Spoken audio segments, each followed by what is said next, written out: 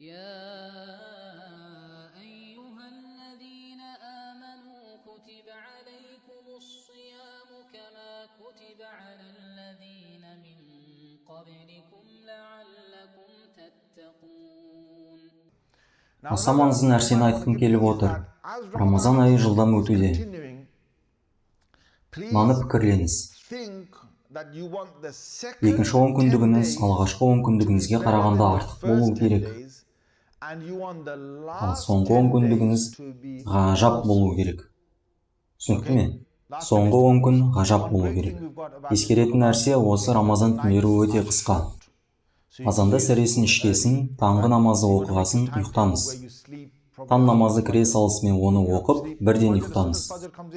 Намазды оқыңыз, бірден ұйықтаңыз.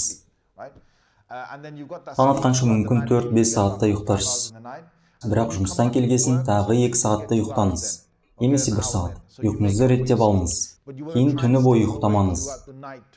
Бұл керемет. Бүкіл күшіңізді салып түнді ғибадатпен сәндеңіз. Егер ерініп ұйқыңыз келіп тұрса, ұйқыңызды ашатын нәрсені істеңіз. Ұйқыңызды ашыңыз. Көптеген нәрселерді істеу арқылы ұйқыны ашса болады. Ғибадат түрлерін алмастырсаңыз болады.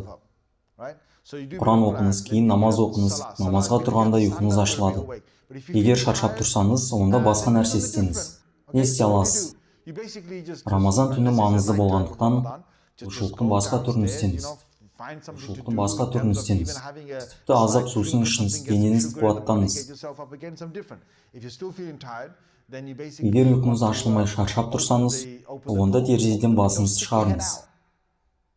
Әлі де шаршап тұрсаңыз, бетіңізді суық сумен жуып, терезені ашып, салқын таза ауаны жұтыңыз. Ұйқыңыз ашылады. Бұл сізге көп жақсылық әкеледі. Неге? Себебі бұл түндерді керемет өткізу керек. Білесіз бе қанша сауап алатынымызды? Ля иляха илляллах. Елестету мүмкін емес. Бұл айда сауаптарымыз максималды түрде еселенеді.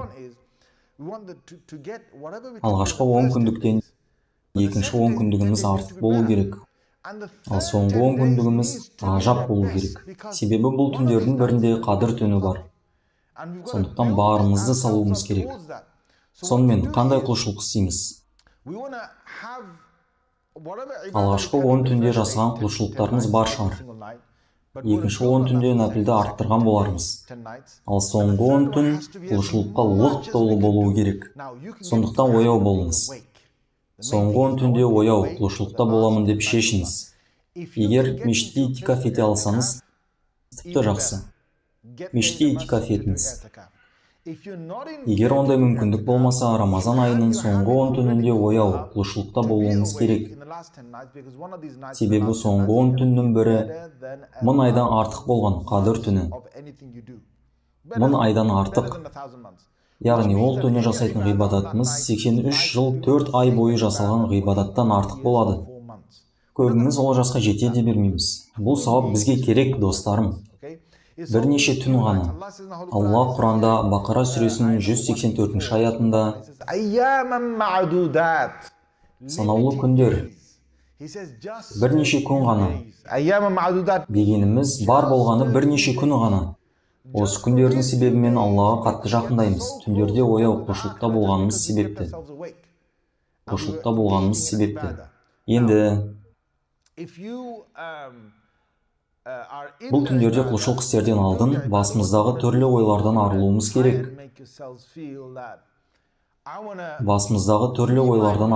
керек. Ең ғибадатқа кірсеміз. Бір нәрсе айтайын. Аздап Алланы зікір етіңіз. Ойыңыз жинақталған кезде 2 ракағат намаз оқыңыз. Сезініп зікір етіңіз. Ля иляха илляллах, ля иляха илляллах. Алламен байланыс орнаған сәтте Құранды ашып оқыңыз. Ойыңыз шашырап кетсе, Құранды оқуыңыз Алланы ақиретте еске салмаса, оқуды тоқтатыңыз. Қайтадан Алланы зікір етіңіз, ойыңызды жинақтаңыз. Кейін қайтадан құлшылыққа кірісіңіз. Алламен байланысыңыз күшейгенін байқайсыз. Себебі Алланы зікір етуіңіз басқа ойлардан арылтады. ойыңыз жинақталған кезде қайтадан құлшылыққа өтіңіз. Бұл өте маңызды. Ауыстырып отырыңыз. Аздап дұға етіңіз, аздап зікір етіңіз, астағфирулла деп истихфар айтыңыз. Пайғамбарымыз саллаллаху алейхи уассаламға салауат айтыңыз, діни кітап оқыңыз, аздап уағыз тыңдаңыз, Құран оқыңыз, нәпіл намаз оқыңыз, қайтадан зікір етіңіз, тағы да басқа. Осылайша алмастырып отырып түнді құлшылыққа толтырыңыз.